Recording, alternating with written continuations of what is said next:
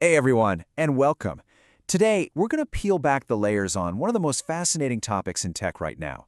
We're breaking down how large language models go from just mountains of raw data to actually understanding and generating natural, human-like language. All right, let's get right into it. So, let's kick things off with the big question that really frames this whole explainer. How on earth does an AI even begin to understand something as complex, as nuanced, and, let's be honest, as messy as human language? I mean, it's not like it's a clean, organized database, right? And the answer, when you boil it all down, starts with one single, absolutely crucial ingredient: data. Just massive, unbelievable amounts of it. Everything that follows is really about how we find that data, how we shape it, and how we feed it to the machine.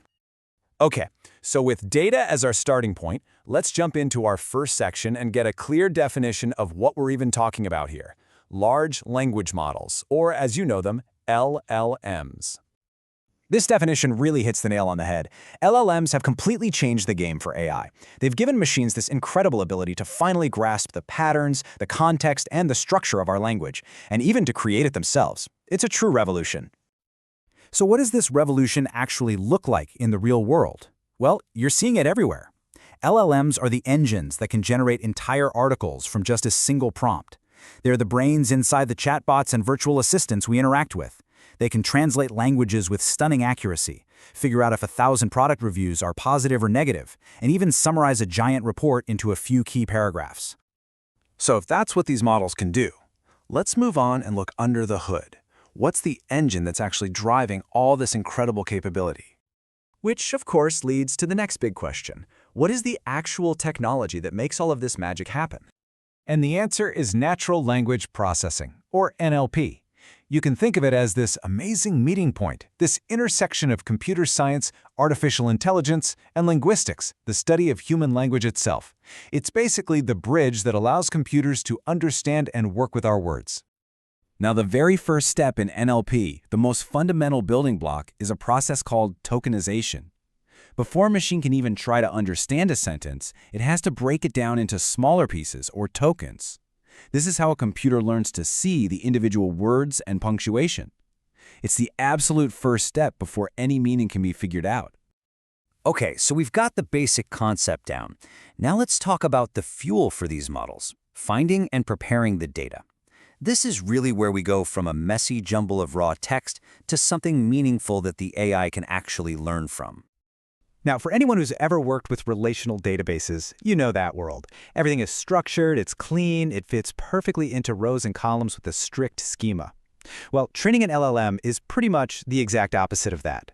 We are dealing with wildly unstructured, incredibly messy text from, well, everywhere, the entire internet. It's controlled chaos.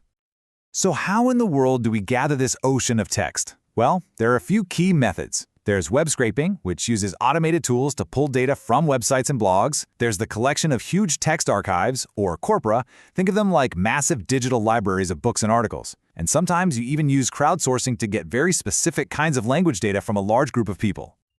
All right, once you've got that massive, messy pile of data, you can't just dump it into the model. You have to refine it. And that brings us to the absolutely essential techniques for data cleaning. So let's ask the obvious question. We've scraped billions of web pages. We have terabytes of raw text. Is it ready for the AI to start learning? An answer is a hard no.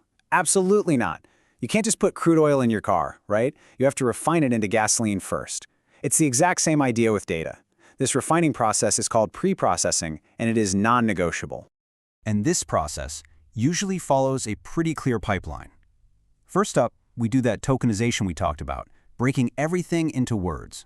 Then comes stopword removal, where we get rid of common words like the, a, and that don't add much meaning.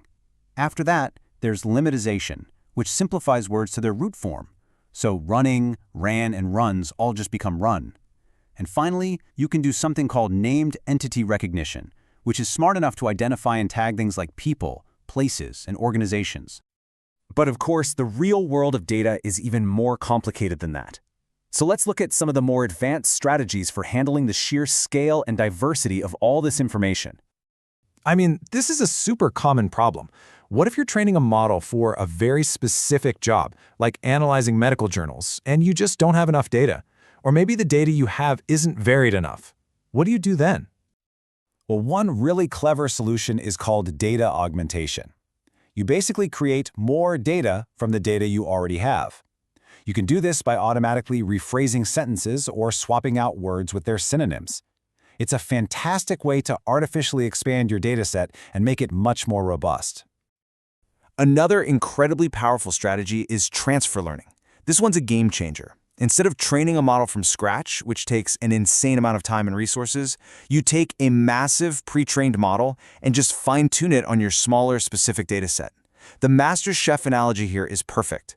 They already know how to cook. Learning a new recipe isn't starting from zero. It's just adapting their huge base of knowledge to a new specific task. And finally, there's multitask learning. With this technique, you train one single model to do several different but related things all at the same time. This actually forces the model to learn more general and flexible patterns in the language, which can seriously improve its performance across the board. So, we've walked through the whole journey, right? From messy, raw text all the way to these sophisticated learning strategies. Which brings us to one last really important thought. Now that we know how LLMs learn from data, what should we be the most mindful of when we choose what data to feed them in the first place? And that's our look at how LLMs turn data into language. If you found this useful, do me a favor and hit that like button. Share it with someone you think would be interested, and of course, subscribe for more deep dives into the tech that is shaping our world. Thanks so much for watching.